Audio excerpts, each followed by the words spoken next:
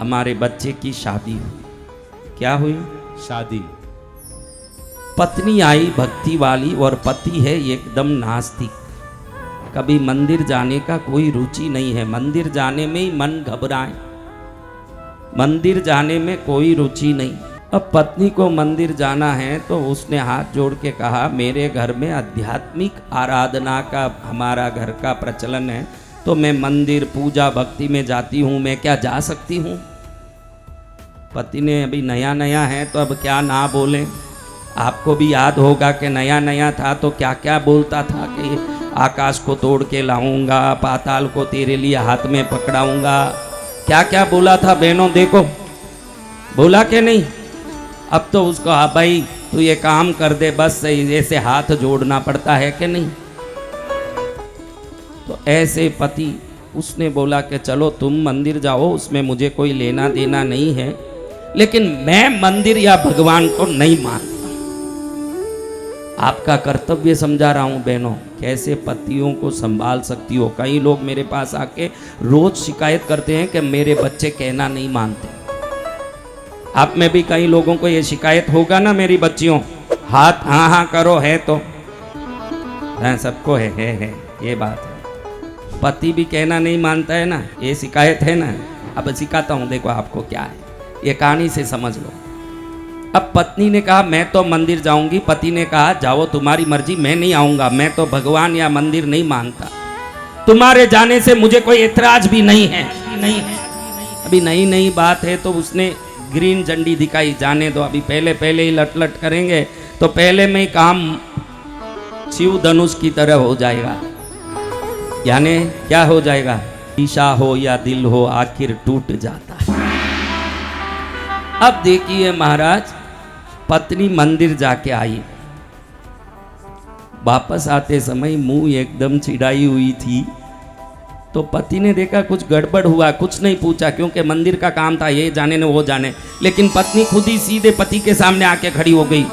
सुनो जी, 2 लड़के मेरे पीछे पीछे ही आ रहे हैं। सुनते ही इसको लगा कि कौन है लड़के पीछे पीछे आ रहे हैं? जो शादी के पहले मैं जो काम करता था वो काम करने वाला कौन है?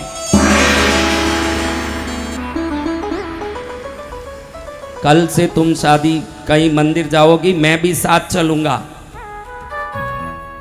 ऐसी स्त्री होनी चाहिए जो चतुरता से अपने पति को धर्म मार्ग में लाए। अब देखो मंदिर की ओर चलने लगा। अब वो बोलता है कि मैं तो भगवान या मंदिर को मानता नहीं, मैं बाहर खड़ा रहूंगा, तू जाके आ। उसने बोला ठीक है, आप मंदिर तक तो आ गए ना, कोई बात नहीं, इतना करो, वैसे भी खड़े हो तो ये चप्पल का ध्यान रख लिया करो, वैसे ही बाहर ही खड़े हो, नहीं तो इसको 10 रुपया देना चप्पल को संभालने वाले को, उससे अच्छा है तुम ही चप्पल को देखा करो। तो उसने चप्पल छोड़ दिया, वो चप्पल के पास खड़ा रहा।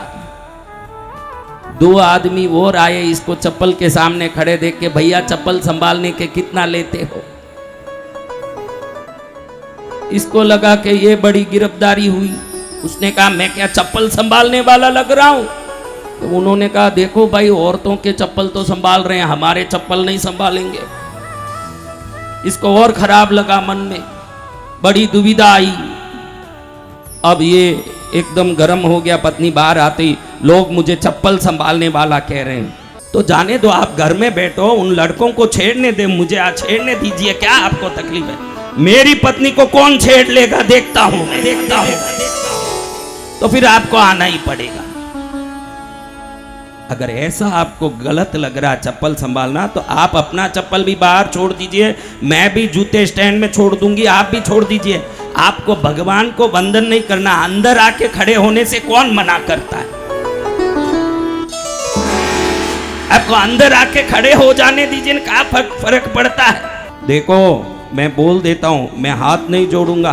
वहां आरती कपूर दिया हो तो मैं देखूंगा नहीं, मैं बिल्कुल अपनी मस्ती में रहूंगा। चले तो मैं चलता हूं। अरे आपको जैसे खड़ना हो वैसे खड़ लीजिए, आप आइए तो सही।